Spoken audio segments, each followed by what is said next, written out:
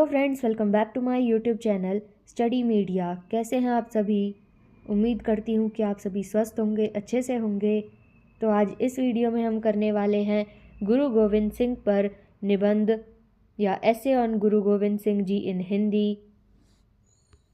तो चलिए शुरू करते हैं। सिखों के 10वें गुरु, धार्मिक गुरु तथा खालसा के संस्थापक गुरु गोविंद सिंह का एक महान, तेजस्वी और शूरवीर नेता थे।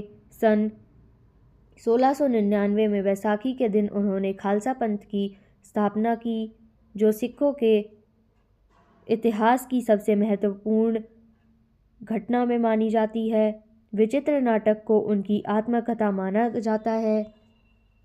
यही उनके जीवन के विषय में जानकारी का सबसे महत्वपूर्ण स्रोत है। यह दसम ग्रंथ का एक भाग है। दसम ग्रंथ गुरु गोविंद सिंह की कृतियों के संकलन का नाम है। गुरु गोविंद सिंह ने सिखों के पवित्र ग्रंथ गुरु ग्रंथ साहिब को पूरा किया तथा उन्हें गुरु रूप में सुशोभित किया। गुरु गोविंद सिंह जी का जन्म सन 5 जनवरी 1667 को बिहार के पाटलिपुत्र पटना में हुआ था। इनके पिताजी का नाम गुरु तेग बहादुर सिंह था, जो सिखों के 9वें गुरु थे, और इनकी माता का नाम गुजरी था।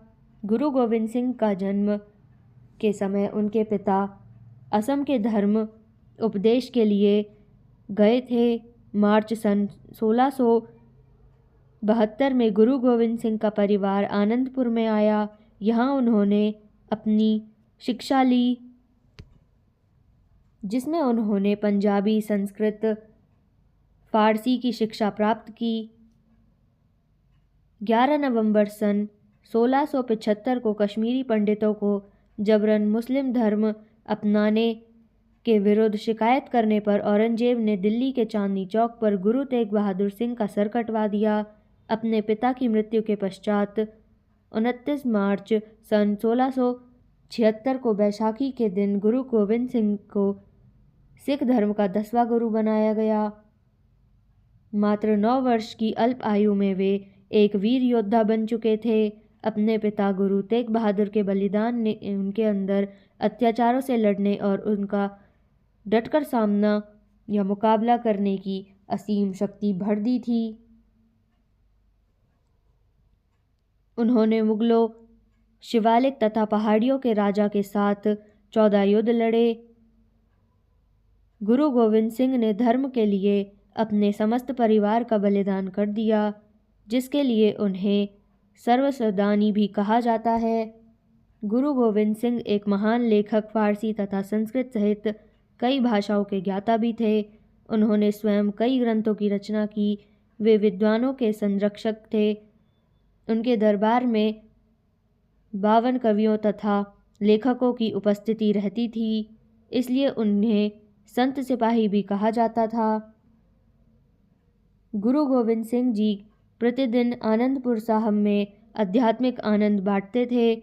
वो मानव मात्र में नैतिकता, निडरता और आध्यात्मिकता जागृति का संदेश दिया करते थे। यहाँ पर समता का अद्भुत ज्ञान प्राप्त करते थे। गोविंद जी शांति, क्षमा, सहनशीलता की मूर्ति थे। मात्र 10 साल की उम्र में ही गुरु गोविंद सिंह जी ने 21 जून सन 1677 में अपना पहला विवाह माता जीतो के साथ किया। माता जीतो आनंदपुर के करीब 10 किलोमीटर दूर बसंतगढ़ की रहने वाली थी। गुरु गोविंद सिंह को 3 पुत्र रत्न प्राप्त हुई: जुझार सिंह, जोरावर सिंह, फतेह सिंह।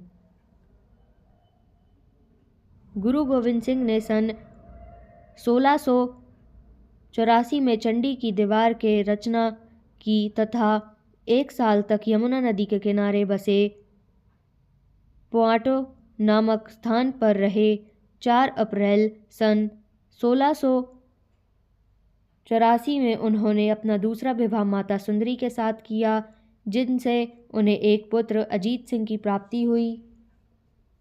सन 1687 में नादौन के युद्ध में गुरु गोविंद सिंह, भीमचंद्र और अन्य पड़ोसी देश के पहाड़ी राजाओं की सेनाओं के अलिफ खान और उनकी सेनाओं और उनका साथ देने वाली अन्य सेनाओं को बुरी तरह हरा दिया।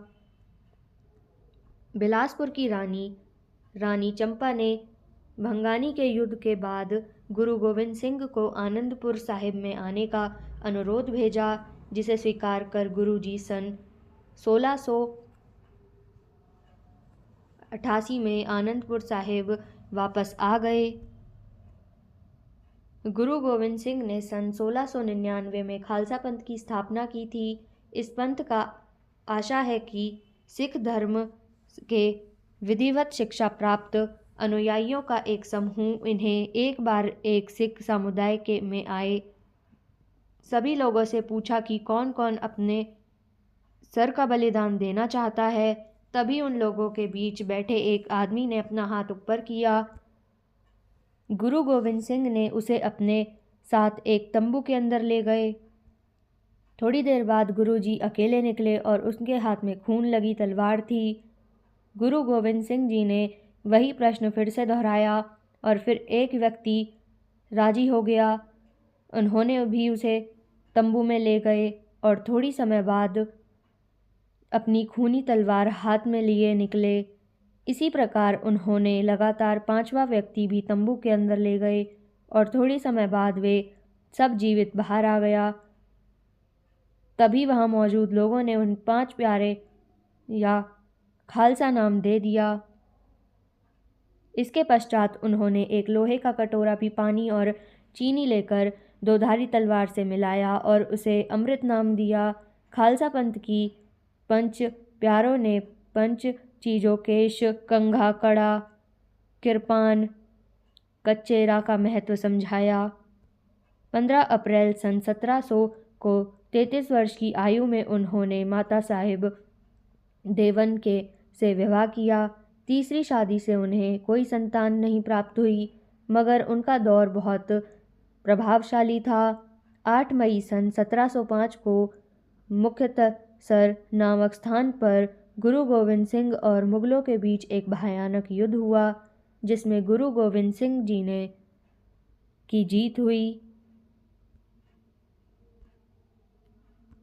औरंगजेब की मौत के बाद गुरु गोविंद सिंह जी ने बहादुर शाह को बादशाह बनाने में मदद की, जिससे उन दोनों के बीच एक संबंध अच्छा होने लगा। उनसे बढ़ते संबंधों को देखकर सरहद के नवाब वजीद खान घबरा गया और उसने गुरु गोविंद सिंह को मारने के लिए 2 पठानों को भेज दिया। उन्हें मिलकर गुरु गोविंद सिंह का 18 अक्टूबर 1708 में नांदेड़ में हत्या कर दी। उन्होंने अपनी अंतिम सांसें लेते हुए सिखों से यह अनुरोध किया कि वे गुरु ग्रंथ साहिब को ही अपना गुरु माने। तो यहाँ पे वीडियो ख़त्म होती है। आपको ये वीडियो कैसी लगी मुझे कमेंट करके ज़रूर बताएं। वीडियो को लाइक करें, शेयर करें और चैनल को सब्सक्राइब करना ना भूलें। Thank you.